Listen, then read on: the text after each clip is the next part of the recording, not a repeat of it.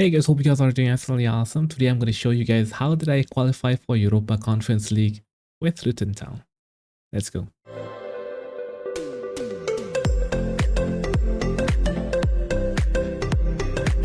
First of all, we cover tactic. First half of the season, we are using 5-2-2-1, and then we changed to 5-1-3-1. So if you see the schedule over here, I removed the friendlies. The first month was terrible, right? We end up having a draw here against Burnley, who at the end of the season was actually 20, right? Which sucks. And we also lost against Brighton. Newcastle, we got destroyed. That actually kind of makes me feel, this is not the season for us and we just want to survive the relegation battle. Even against Southampton, the Carabao Cup, we got knocked out early. But the Carabao Cup, I think that was actually kind of planned because I wasn't really like planning to stay there for too long, right? And then suddenly in the second month, we start winning games and it's against Arsenal. I have no idea why, but we won against them at home 1-0, and then we won against Fulham 4-3. Liverpool, we got a draw and we got destroyed by Man United. The thing is, this is a network save, right? So there is 4 players playing.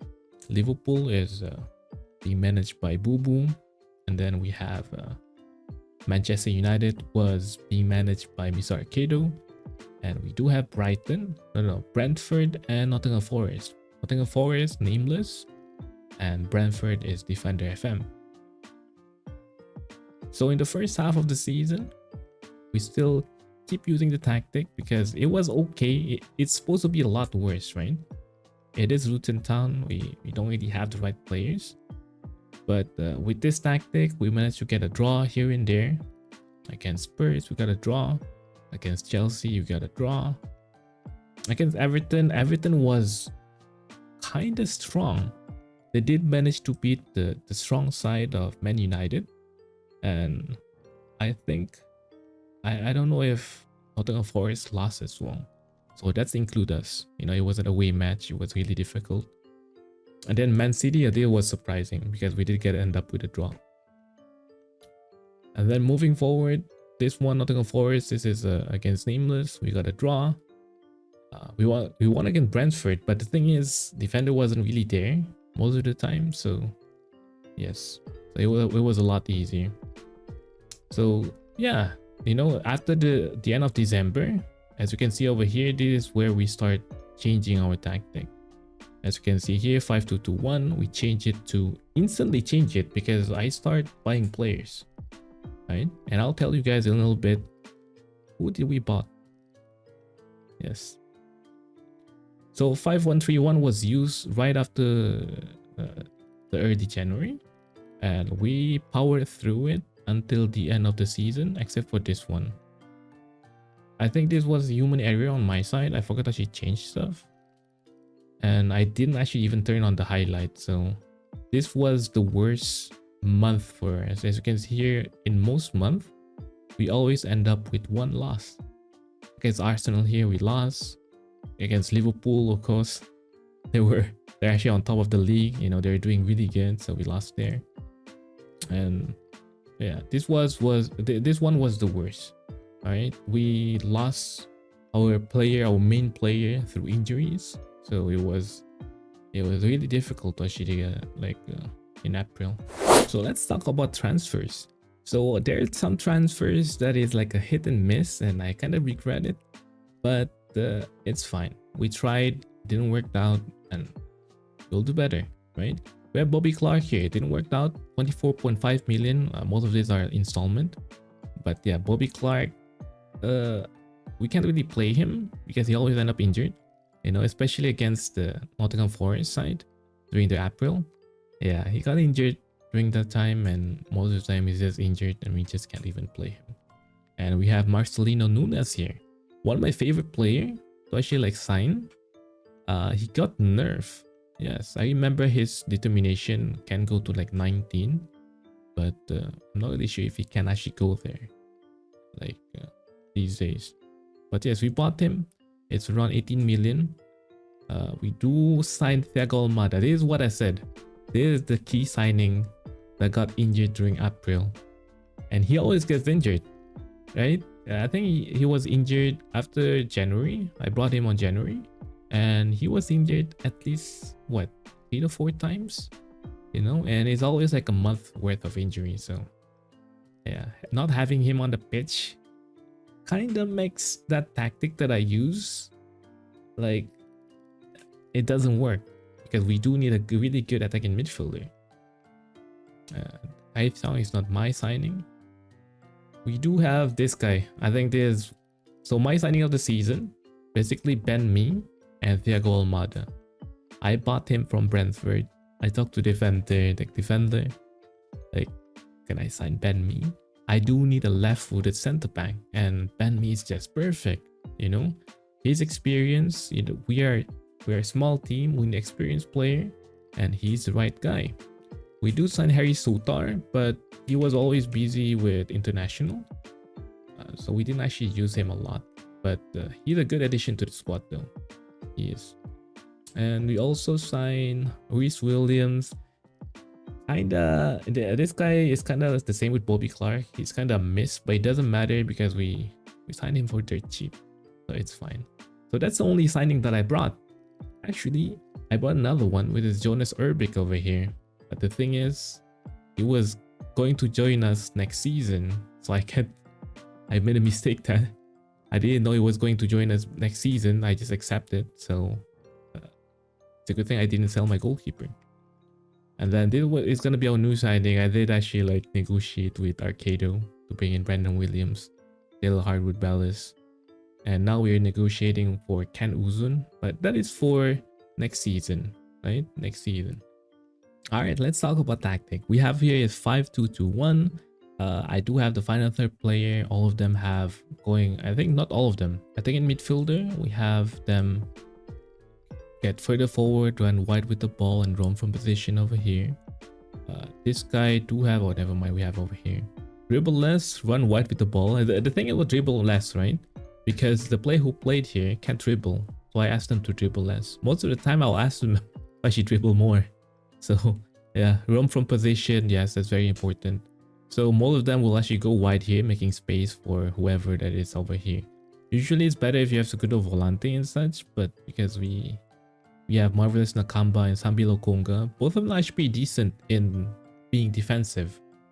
So that's the reason why we have ball winning midfielder support and defensive midfielder on support. And our most important player is actually our wing back, right? This is the reason our engine, you know, going forward and crossing the ball into the final third and hoping to get one of these three players. Yes, they're very important. Isakabore, Dottie have really good crossing. Isakabore, he's just really fast. You know, he just go here and then like try his luck with the cross. Sometimes it works, sometimes it doesn't, but he does end up with 10 assists, so I think it worked out on him. I don't know about Mr. Dottie though. So let's see. Last season he got 4 assists. It was okay. He was injured as well, so can't really blame him. So ball winning, we have no instruction. A defensive midfielder, we do have tackle harder here, and advanced forward, roam from position. So we asked for them. I don't think I asked anything for our center back, so yes. For super keeper, we put him on super keeper defend. We have mentality attacking. I didn't ask for too much because we are not really the best team in the league, so it's better to keep the instruction as last as possible.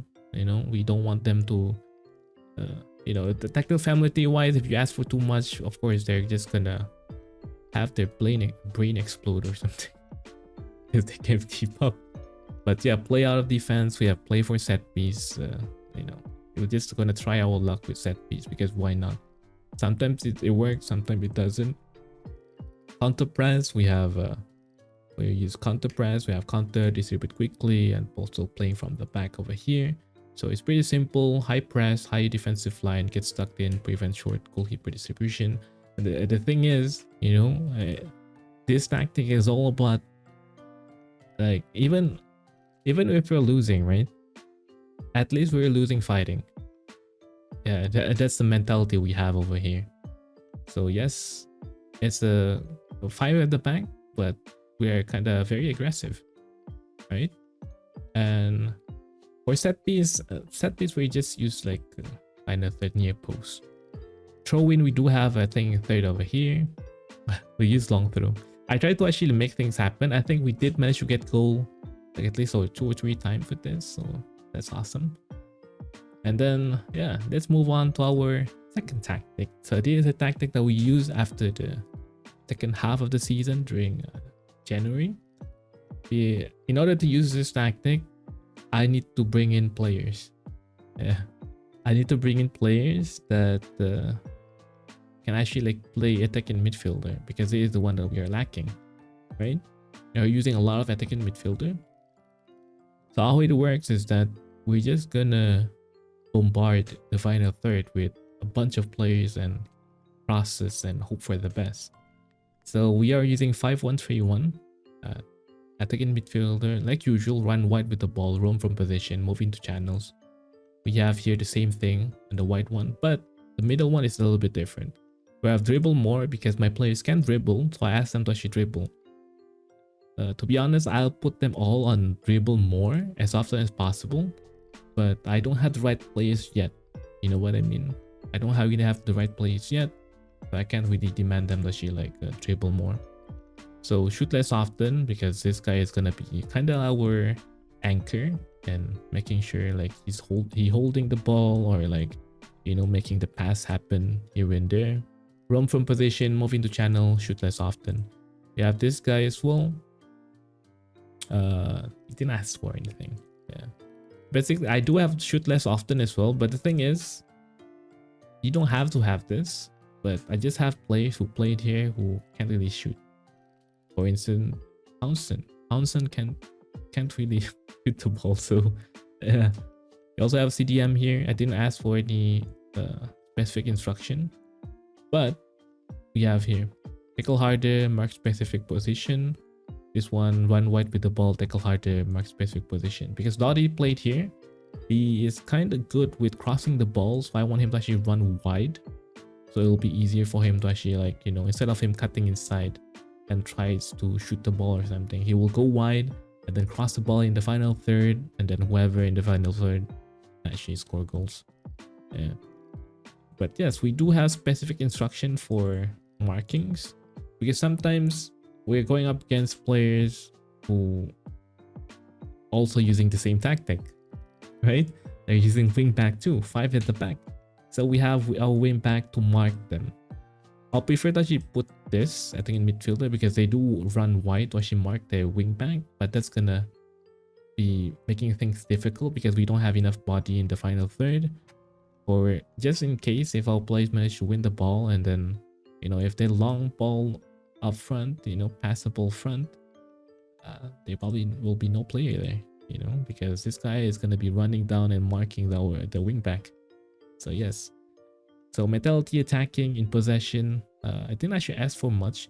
This one I always change from standard to high depending on what team you're going up against.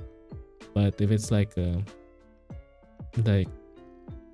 bottom half mid-table, then I'll probably go for higher, because we want more on the attack. Or maybe if you're playing at home, you want to attack more, so higher tempo. But if you're playing away game, they're not sure whether you're winning or not, go standard. I think it's better that way. I do use low crosses. I still play for set piece and be more expressive in this one.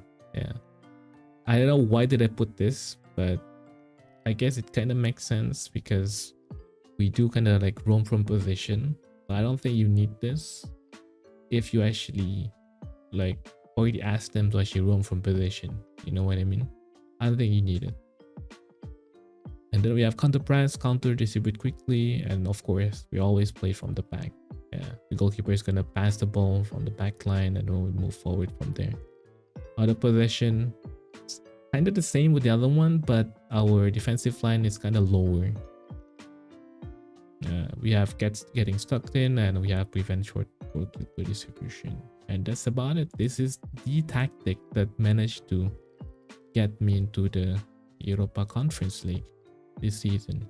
I was kind of lucky, not gonna lie, because Nottingham Forest was supposed to actually go against Man City in the FA Cup semi-final. No, in the FA Cup final, but they lost. They did get a red card here, Bruno Tavares.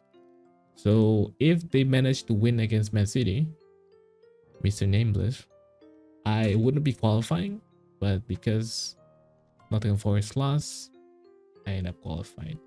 So that's how I actually end up winning or qualifying for the Europa Conference League with Luton Town. If you like the content, don't forget to like, comment, subscribe, and as always, stay awesome and be awesome.